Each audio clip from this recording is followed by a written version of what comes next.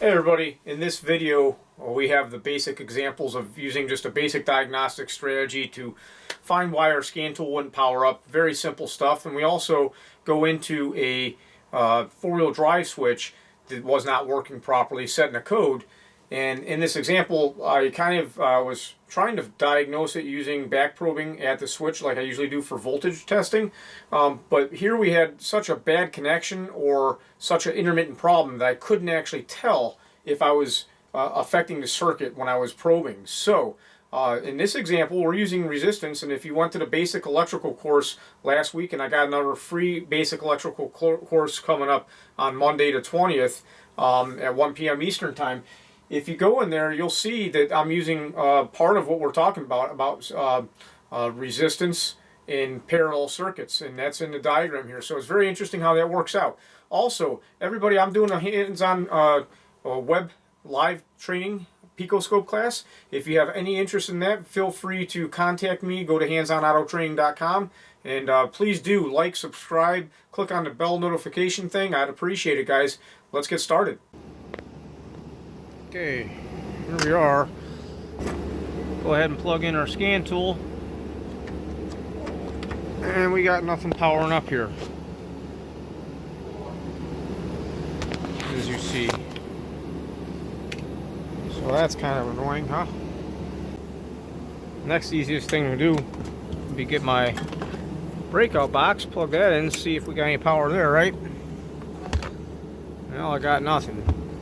So that being said, I want to take a look at the fuse that powers this up. As you see, I want to make sure you guys can see we have nothing going on with our LEDs for our 4 and 5, which are ground, and pin 16. We want to look up service information for this 2000 Silverado. And actually, this is a GMC Sierra. It shouldn't make any difference, but let's do it right.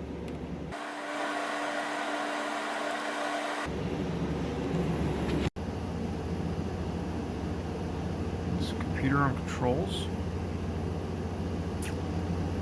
I'm looking for diagrams. Diagrams OE electrical. Powertrain management. Let's try this. Emission controls. That's not it. Hit the back button. Let's try engine controls. This is probably going to be good stuff. There we go. Cigar fuse, BCM, PCM. Let's take a look at that. It's usually the lighter fuse that powers these things up.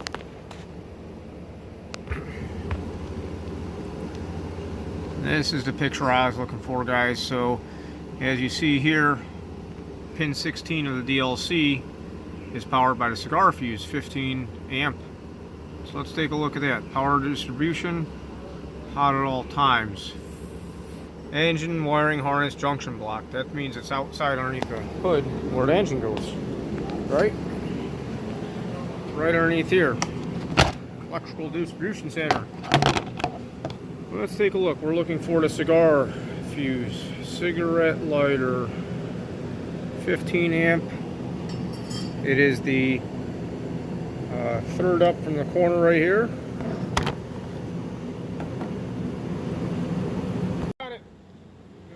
Alright, so we want to go ahead and test the fuse here. And as I always tell you guys, I check fuses with my multimeter. We're on a volt scale, DC volts. This will auto range. I would like to go to the battery here and connect right here, but the battery ground is recessed. So I'm going to go over here to the alternator bracket, and I'm also going to check my meter. So I'm going to go right down to the positive cable here, and we're making sure that our meter does have the right voltage. Now our cigarette lighter fuse is over here.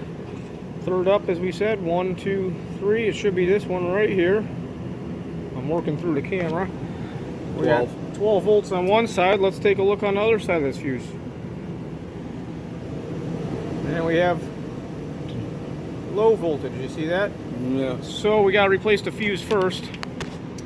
Billy, where's the 15 amp heavy fuse? Come on.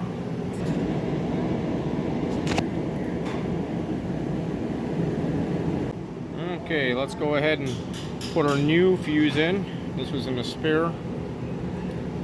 Hopefully it doesn't blow right away, right? And we can do that same test we just did.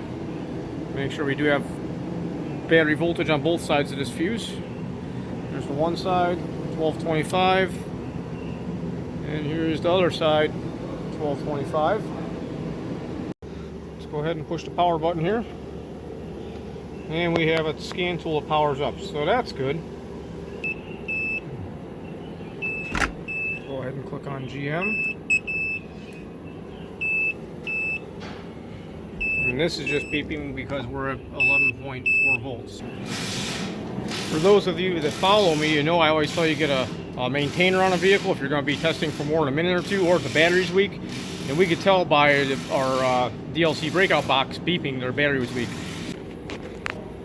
I really do like working with other equipment and different scan tools, but sometimes if you don't know, if you're not familiar with the tool, you don't know if you're getting right results or not. So I always recommend keeping an eye out for that if you've got the chance to use tools you're familiar with.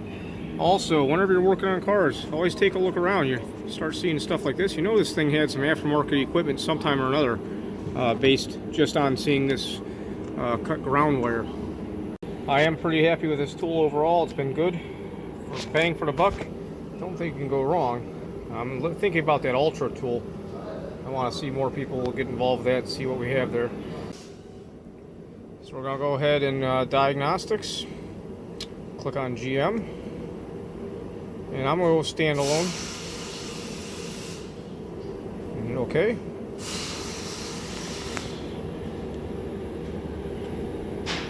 I'm going to go to automatic. Click on read. We'll see if we can read a VIN here. So just so you guys see, we're going to take a look and see what we get. But just looking at the diagram, they said they had no communication. Now I don't know, but we apparently are communicating. We are pulling a VIN number here, so that's awesome. So I do believe we have communication. Check, make sure the last digits in the VIN are right. Yep, 37992. 37992. Always check that. And we're going to go ahead and figure out. I don't believe this thing had an air pump. Hit yes. And the complaint was no communication with the scan tool, but we'll see. I don't know what else that cigarette lighter fuse powers up. It does go, of course, to the cigarette lighter, but over here, I don't know if that would affect anything else for communication. So I'm going to go to diagnosis. We want to go to an auto scan. Guys, this thing is built in 1999. So we're working with a vehicle that's over 20 years old, and we still have multiple modules on the network. It's so important for you guys to realize. I get people in class telling me, oh, it's an old car, I didn't check all the codes. Why didn't you check all the codes? I would recommend checking all the codes. You might be missing something obvious. So we're going to go ahead and see what happens here. I'll fill you in a second. Also, as things are going and scanning through, it's always good to take a look around the vehicle. Sometimes just taking a quick look around, you may notice more lights are on, aftermarket equipment, you know, soaking wet carpet. You never know what you're going to find. So we got our scan complete. I'm going to go ahead and hit report. And this is going to give us a complete report. If you guys are using an auto scanner, I'll tell you something to do. If you're in your shop, I always recommend hitting the save button. Click on that. I like to save all data as a PDF. Now you can attach it to your customer's work order or for your own documents. So I'm just going to type in, we'll type in pre-scan. Nope, if I can type, it's hard to work on holding the phone too. Pre-scan, and this is a 2000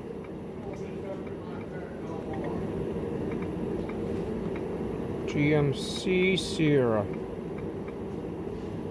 And as you see, Brian can't type or spell. Okay. And when you do this, you can save this. If you have this tool on your network, you can transfer the files. I have spotty coverage all the time with my Autel doing that, but I usually just put it to a jump drive and I can save the file wherever I want. So as you see, if I hit save again, it says no change. So that means we saved. Hit the back button. And let's take a look at what our codes are. We have in this complete report, going to the top, it shows you each module had codes. We had 1 code in PCM, 4 codes in a SIR, this is your airbag, and 1 in your body control module. Scrolling through here, we have the code in our transfer case control module is ATC, active transfer case control switch malfunction. Very common problem these things always have. Switches are bad all the time.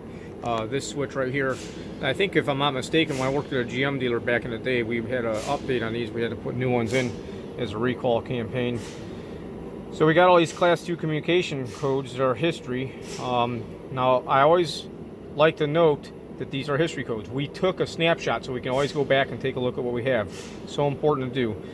This key and ignition circuit malfunction is probably something to do with the reason, if you can see, this column's all tore apart. I don't know if you guys can see that or not, but somebody's been smacking stuff around. We just don't know. But I would like to go ahead and hit the escape button so we get out of our report. Or hit the back button, should I say. You can hit back or escape. And I'm going to do a quick erase because I know what these codes are. I saw a lot of history stuff. Let's just erase them and see what happens. So the PCM still has the fault there. I'm going to double check. I think that might have actually been in the in that sensor, the 4-wheel drive sensor. The PCM was saying that. My bad for saying the wrong circuit. But we can just click on here. And we're going to take a look at the trouble codes, and we're going to see what we have. ATC automatic transfer case. So the actual powertrain control module here passes, but they're almost doing like the ATC as a subsystem. So let's take a look. We have a b2725. So I think we should definitely take a look at that code. I'm taking a look here. Let's take a look at what else is. I'm typing a code b2725. We have 3 results, and there's also another TSB on that. One was replace a switch. Let's just take a look what the code was there. The description, we got a flow chart to do. There's great stuff. If you guys worked at a train by text video, Chris did a great job explaining like a diagnostic thought process. It's so important for us to understand what we're looking at and get a feel for what we're trying to fix. If you don't know how it's supposed to work, how are you going to ever fix it? Here's this is nice. They give us some information about this, about the resistance values. This is great. So if you're using SI, it's just saying they have updated service information here. So very good to talk about, but also it's even better to understand it. You guys got to read and understand what we're looking at. So we got that b2725. Check this out. If we flex the 4-wheel drive switch housing, just push on it side to side, the light comes on and off. We got a bad board or a bad connection there. So the next step is we're going to have to pull that switch out and just make sure that our connections are clean and tight on the back side of it. Make sure we're not flexing that. But more than likely, the switch is junk. I've seen this a lot. Just a little bit. The 2-wheel high comes on and off. So I'm just barely flexing on the back side of this connector. And when I say barely, I'm just flexing my finger right here, just like that. And I think it has to do with that ground wire, but I'm not sure. So we have to just make sure that we have a good connection everywhere. I did unplug this, and I'll show you guys that we do have. Bend that, I'm gonna break something here. Too rough. I did take a look at our pins, and I'm looking to get the right angle for you guys. Maybe I can or maybe I can't, but you should be able to see that we have the terminals are not spread. They're looking pretty even across the board for both connectors.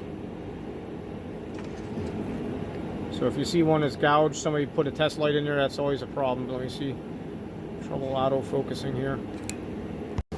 So I want to show you guys on our diagram from AllData here. This is the switch, and we have what they call a 9.09 k ohm resistor that's always in line here. So no matter what, with no button depressed, we should have that 9,090 ohms is what we're looking for.